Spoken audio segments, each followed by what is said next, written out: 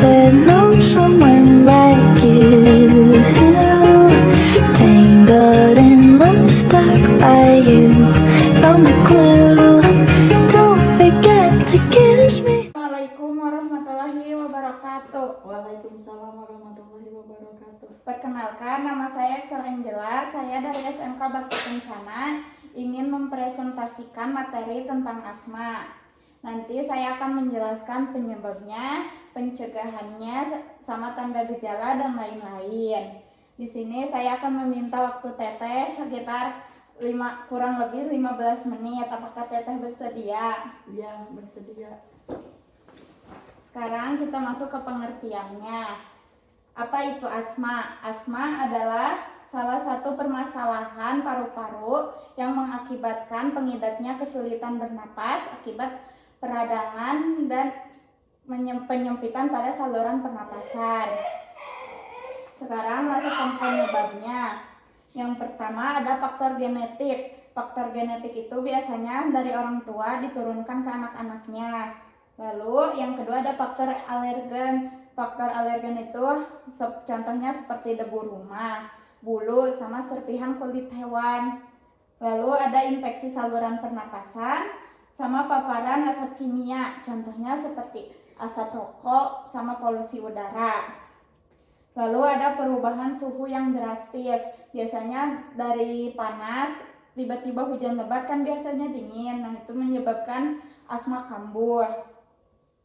Lalu ada aktivitas fisik atau olahraga, yaitu aktivitas fisik atau olahraga yang terlalu berlebihan. Lalu di sini ada stres dan emosi berlebihan. Biasanya pengidap asma itu ketika stres atau emosi berlebihan, asmanya itu akan muncul. Lalu di sini ada konsumsi obat tertentu. Konsumsi obat tertentu itu contohnya seperti obat beta blocker. Itu tuh biasanya digunakan untuk untuk orang pengidap hipertensi atau penyakit jantung. Itu tuh obat dapat menyebabkan penyempitan pada saluran pernapasan.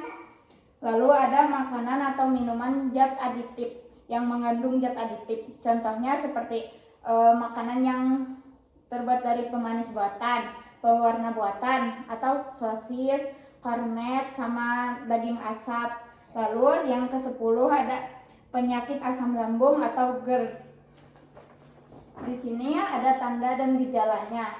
Yang pertama ada batuk. Batuknya itu ada batuk berat, ringan, sama berdahak. Lalu ada pernapasan sesak, sulit bernapas, atau bernapas dengan terlalu cepat. Lalu di sini umum juga dengan suara suar. Lalu tekanan dada. Tekanan dada itu misalnya seperti dada sakit seperti tertekan sama benda berat. Lalu di sini ada denyut jantung cepat. Lalu ada iritasi tenggorokan sama kegelisahan. Sekarang kita masuk ke komplikasinya. Yang pertama ada gagal napas. Gagal napas itu ketika paru-paru tidak mendapatkan cukup oksigen di dalam darah. Lalu ada henti jantung. Henti jantung itu adalah kehilangan fungsi jantung, kehilangan napas sama kehilangan kesadaran. Lalu ada hipoksemia. Hipoksemia itu kadar oksigen dalam darah terlalu rendah. Lalu ada alkalosis respiratorik. Alkalosis respiratorik itu kekurangan karbon dioksida diakibatkan bernapas terlalu cepat. Lalu ada hiperkapnia. Hiperkapnia itu karbon dioksida di dalam darah terlalu tinggi. Lalu ada pneumotoraks. Pneumotoraks itu bocornya udara ke ruang antara paru-paru sama dinding dada. Sekarang masuk ke klasifikasi atau jenis asma. Yang pertama ada asma intermiten. Asma intermiten itu jenis asma paling ringan, di mana asmanya cuma muncul 1 atau 2 kali dalam seminggu. Lalu di sini ada asma persisten ringan. Asma persisten ringan itu di mana gejala muncul lebih dari 2 atau lebih dalam seminggu dan sedikit mengganggu aktivitas sehari-hari. Lalu ada asma persisten sedang. Asma persisten sedang itu di mana udah munculnya gejala seperti memi, batuk atau sesak napas setiap hari dan lumayan mengganggu aktivitas sehari-hari. Lalu di sini ada asma persisten berat. Asma persisten berat itu adalah jenis asma paling kronis, di mana asmanya muncul hampir setiap hari dan hingga malam hari dan sangat mengganggu aktivitas sehari-hari dan sangat memerlukan pengobatan dengan dosis yang tinggi. Sekarang kita masuk ke pencegahannya. Yang pertama ada jaga kebersihan lingkungan. Yang kedua ada pola hidup sehat. Lalu ada vaksinasi. Jenis vaksinasinya itu vaksinasi influenza. Lalu ada kelola alergi. Lalu patuhi pengobatan, atasi stres, sama gunakan inhaler atau konsultasi dengan dokter. Lalu kita masuk ke pengobatannya. Yang pertama ada inhaler. Inhaler itu digunakannya dengan cara disemprot. Ini tuh pengobatan untuk jangka pendek. Lalu yang kedua ada obat steroid oral. Obat steroid oral itu berbentuk tablet, tapi tidak direkomendasikan untuk pengobatan jangka panjang karena dapat menyebabkan hipertensi dan berat badan naik.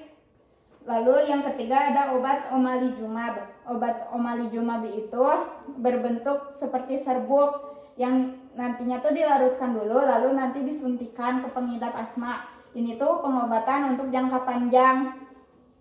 Lalu yang keempat ada obat theophylline. Obat theophylline itu bisa berbentuk tablet, berbentuk cairan infus, berbentuk sirup. Nah, ini tuh pengobatan untuk jangka panjang. Sekarang kita masuk ke makanan yang dianjurkan. Untuk buah-buahannya ada apel, pisang, sama alpukat.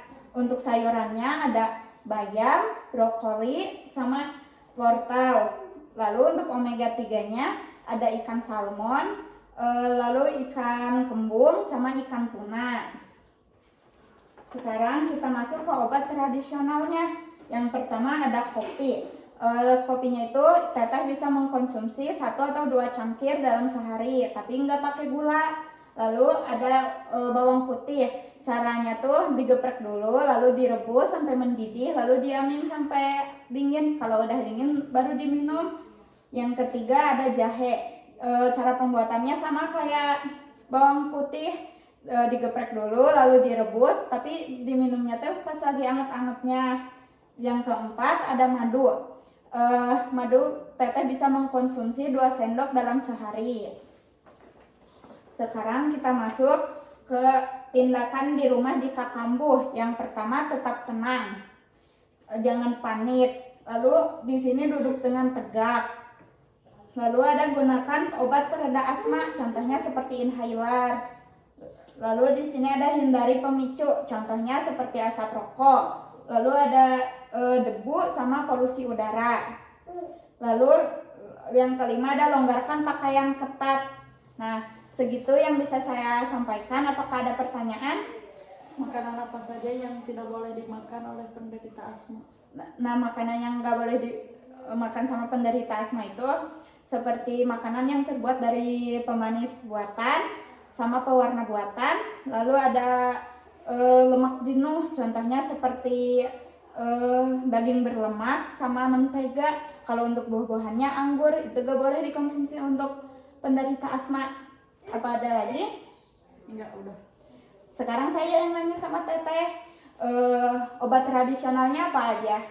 Bawang putih, kopi, jahe, madu. Bagus, terima kasih ya teh atas waktunya. Sekian dari saya. Mohon maaf bila ada kesalahan dalam berbicara. Wassalamualaikum warahmatullahi wabarakatuh. Waalaikumsalam warahmatullahi wabarakatuh.